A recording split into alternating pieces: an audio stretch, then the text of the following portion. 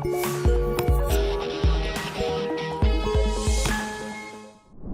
everyone, my name is Sembara Mohamedou. I'm an analyst at Morocco World News, and we are hosting today Ali Bendahbia at our Digitalk station. Ali Bendahbia, who is the CEO and founder at Trainup Lab. Digitalk, a flagship initiative of Morocco World News, where we bring into the studio different experts from different fields, from agriculture, culture, education, to come talk about the field of expertise linked to digitalization. And today we are at the GITEX in Marrakesh, the Africa's largest tech event, where tech giants come talk, explore, initiate, and share. And for this Digitalk session, we're exploring Education 4.0, reimagining learning in the digital age in the African context. Welcome, Ali Bendahbia, in the show. Thank you for the invitation. Thank you very much for accepting our invitation. Can you please tell us about who's Ali Bendahbia first, and what is Trainup Lab? Okay, so I'm gonna start from the Moroccan part. Let's go. I'm a Moroccan young entrepreneur. I studied in the Moroccan school in Fez. Then I went to a business school, which is Reimanaging, the National School of Management and Business in Kenitra. I studied international business. And then when I finished it, I went for another training in Paris at Sorbonne University, studying institutional and political marketing. That's for the academic part. Even though I'm working in the educational field, I think the academic part is not very, very important in explaining and in showcasing the personality of doing in front of us. So if I have to introduce myself, I'm gonna say I'm very passionate about change, education, and mainly the social aspect of life.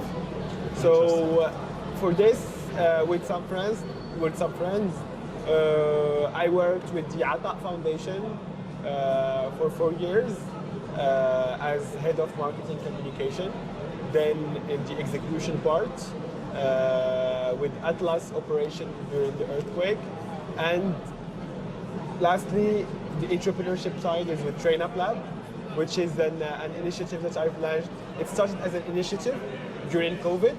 It was an e-learning platform for teenagers who were during the curfew, couldn't go out and leave their houses. So it was an initiative as one of the first e-learning platforms in Morocco. And then just after COVID, we transformed it to a startup, e-learning again, e-learning and physical learning, dedicated to soft skills and practical skills just for teenagers. So we work basically with high schools, with private high schools, public high schools too, and individuals. The aim is to empower this young generation with the ability to be ready for the future. Okay, interesting, very, very interesting. And as you mentioned, like you have more experience of the Moroccan context of education, like you mentioned during the quarantine of COVID-19, particularly speaking about all this digital learning and what we call today the education 4.0, sometimes require, let's say, on technology, heavily rely on technology. And within Morocco, and broadly speaking within Africa, how can there is another reality with sometimes the digital gap between different zones, different areas. How can from your perspective, our educational approaches be adapted to ensure more inclusive learning and empower students in areas sometimes limited in terms of access to internet? So that's a real subject, because as you've said, there is a huge digital gap. I'm going to talk about the Morocco as it's the country where we work actually. When we talk about the digital gap, it doesn't only mean or necessarily mean the lack of access to the internet or to a smartphone or to any technological material. It's more like a mindset than an access problem. Let me explain this one to you. In Morocco, thankfully, I don't have the exact number, but more than 70 to 80% of the Moroccan society has access to internet. So that's already a huge step if we want to compare it to other African countries or other countries who are still in development. But the problem that we have is that even though we have access to the internet or to those materials, there isn't the culture of e-learning, of online education, of using the internet for learning purposes. So when we started Trainup, for example, at first, we wanted to make it like nationally. We wanted to make the e-platform learning nationally and in every city corner of Morocco, and also especially in the regions, in the villages where we don't have good universities, schools, or they don't have good access to education. But we were surprised that our niche, they have access to internet, but they aren't interested in learning from the internet. Oh, okay. So that's the real gap that we have. That's why I said it's a gap of mindset. That the internet is only linked for some things to entertain, more entertainment. We're seeing the TikTok, the Facebook, but yeah, there is this other aspect. And especially for the parents. The parents, they have, when you are talking about the e-learning platform, it means that the kids, they need to spend some time in front of the laptop. Yeah, I see. So the parents, they think that spending time online is just limited and only limited to the... I remember my mom calling me, oh, you spend too much time on that phone or on that computer. So for them, education is not only what you learn, but also where do you spend your time, with whom, is it physical, which school, the space. So that's why we adapted fastly to a hybrid solution where we offer the digital aspect of our trainings, but also we insist on the physical presence in some regions. That's also it limited us because we couldn't be present in every city in Morocco. But yeah, because this physical presence require infrastructure, Yeah. I guess finance. How do you deal with that in regions like your base? Actually, 4 years after launching Trainup, we still didn't achieve our goals in expanding in the villages and in the regions who doesn't have who are far away from the main cities. But until now, we are present, but not in not all the time. It's a seasonal presence. For example, we work especially during summer.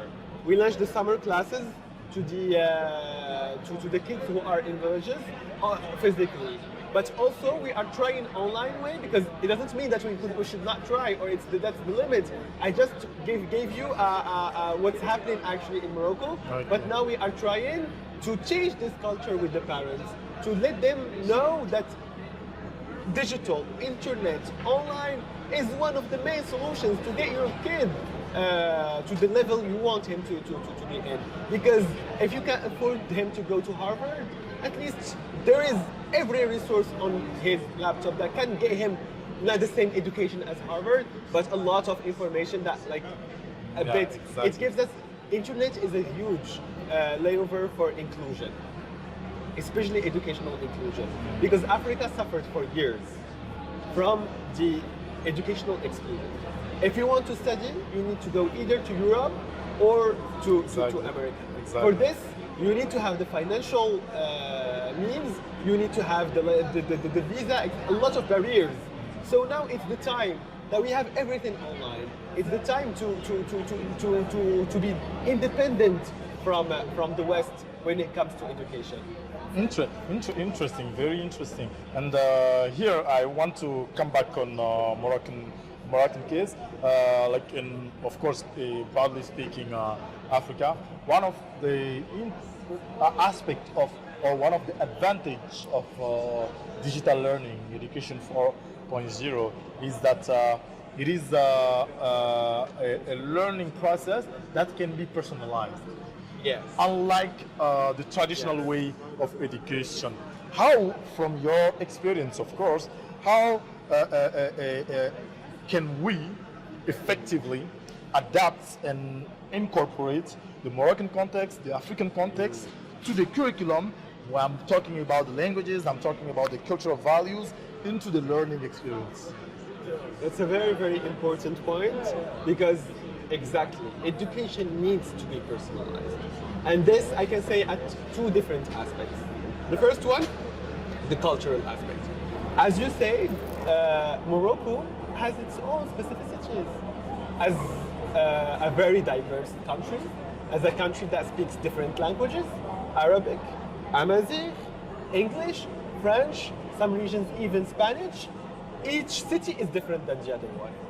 So when we bring a curriculum from a country, either from Europe or US, and we want to implement it the same way here in Morocco, it means that we are really limiting our kids from creativity, from living their own experience, from being proud of who they are as Moroccans and as Amazigh Arab or whatever. Digital education, it helps in a way, and let me explain in which way. When we work with online, you give the kid a lot of possibilities of trainings that he can choose from. If it's physical, you can't have this privilege of giving so much options, because you are limited by the logistical part, by the infrastructural part, by the financial part. Online, all of those limits aren't there. So you give him the right to choose if he wants to study more Amazigh, if he wants to study in Amazigh, if he wants to study the Moroccan heritage or the American heritage or the, I don't know, South Korea. Like, there are a lot of choices where he can study, and it's affordable. It's not that expensive as it might be physical. Because, for example, if I have a kid who wants to study, who's passionate about the Japanese culture, if I want him to study here as a physical, I don't know the language, I need to bring a teacher from there. It's gonna be expensive. Exactly. But online, you can connect directly to him in Japan and study everything directly with him with the least expenses possible. And for this example, you can put it at every level, for AI to IT to like literally every aspect of education. That's for the culture, but also for the kids. Each kid is different than the other one. Exactly. Uniqueness is what makes them great. Is what can help us improve. What can help us make like more impact and innovation in our country. So when we limit this uniqueness and we do a copy-paste for a class of 30 students, it means that you limit their ability of learning. With the digital and e-learning and this possibility, you can again personalize the education experience from each kid at his own. So that's why I believe that digital education has served us a lot. But it's also, it has its own limits. It has really its own limits. And I think we will come back on some of these limits. You've just we will have time for you to come back on these limits. But also one thing about let's say digital learning is that education is also about problem-solving skills. It is also about how can I say fostering collaborative mindset, critical thinking, and sometimes in like where interactions are not, and probably you will consider that as a limit of digital learning, where there is no physical, sometime touch. How can education, digital learning foster these skills alongside technical knowledge, like technical knowledge, which is also as important as these knowledge I'm talking about? let me clarify something. Digital learning and e-learning can never remplace, can never take place, replace of the physical, not learning but interactions, to be clear. The digital and the e-learning aspect, as I've talked about, is more important for this, for the info, for the fast learning, for getting technical knowledge, etc. Yes, we developed some experiences. They work on a team. There are some experiences where they have to connect, they have to solve problems, they have to work as a team. All of these points, we can include them in the e-learning experience. But as we always talk with parents, because our parents that we have at Trainup, they always have this issue. They think that e-learning can destroy their kids' social abilities. Exactly. And it's true. It does destroy the child ability. Because because one positive aspect of physical learning is that the social interaction. The life, what we call the life skills, you learn them through physical interactions. But let me tell you, as I told you, it destroys abilities. But if you only rely on the e-learning, and that's going to be a huge mistake. Like you mentioned, the hybrid. Yes. Hybrid mode. If your kid is learning, I don't know, mathematics online, he needs to learn, like, he needs to go to music classes, literature, theater. Yes, sports, there are a lot of things that they do. Yes, where social interactions are. So that's very important, because we have some parents, as they don't have time, as there are a lot of problems, they think that the e-learning is the solution. So all what they do, they buy their kids a laptop, they buy them some very good to e-learning platforms, and they keep them on their own in the rooms. That's a huge mistake, because at first you can never know what he's doing with his laptop. Giving him all the time is very problematic. The solution is to combine. Because you mentioned something very important here. Because sometimes one of the issue with let's say technology itself, computer, laptop, is that there are also this double-edged sword. They can do both. They can do good as they can do bad. Now I'm gonna go down more practical. Now we know that in Africa development and rely heavily on entrepreneurship. We have so many problems to resolve, and I see that we can say that people are doing their parts in that work. Your case, for instance, with Trainup Lab. How, from your experience, how can we tailor classes? I'm talking about digital classes that can foster, let's say, students' a curiosity to explore more entrepreneurial careers instead of just office, corporated work. In our experience, for example, at Trainup Lab, we really rely on the learning by gaming. It's a very important aspect for us, because we found out that it can also solve a bit the issues that we talked about, the socializing aspect, the life skills aspect. Because when you learn it by gaming, it means that they discover on their own, they play, it's very challenging, it stimulates their intelligence, etc. And we tried it in our products that's called the Startup Lab.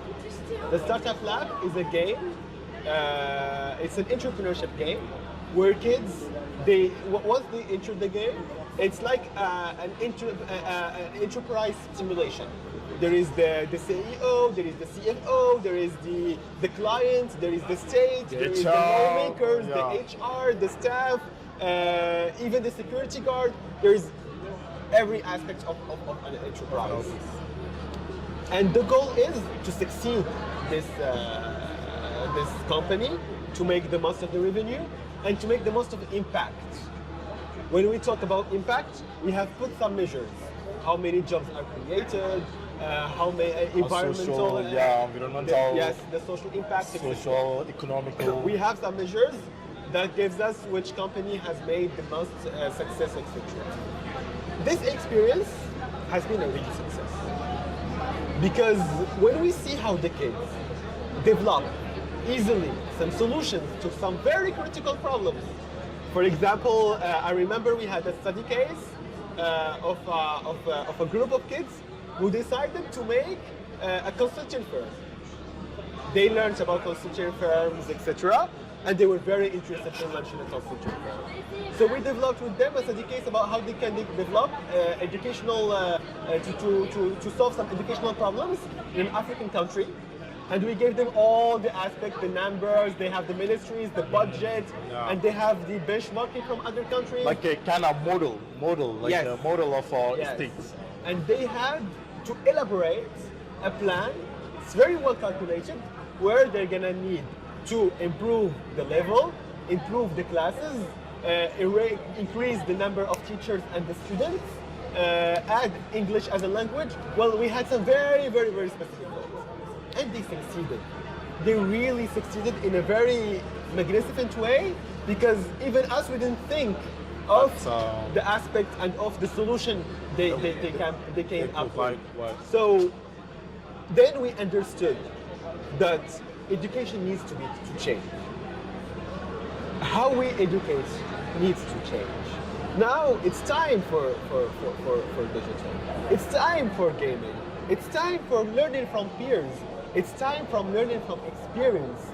Classes are important, but also it's an old model. I'm a strong believer in school. I'm a strong believer in school. I believe that it's very, very important to have schools and to go to schools.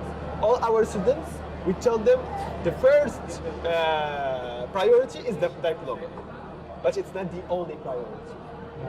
Not the priority. It's not the priority. Yeah. The priority is to succeed and to make an impact. But how to do so? There are different ways. Different paths. And having a diploma is one of those paths. Yes. Great. I will just conclude this with the word you say, or this phrase you've mentioned, education needs to change. Like the way we educate or the way we teach has to change and adapt to this digital revolution, specifically in the African context. Thank you very much, dear Ali, for accepting our invitation and having, let's say, the kindness of sharing all these insights. I know that we will have time with you on different panel, different subjects. Here was Bradley speaking. We'll sure come back on all the success you've mentioned, all these programs you've mentioned, to dive more deeper on all this. So thank you everyone who are watching us, and thank you very much for your time and your insight. Thank you.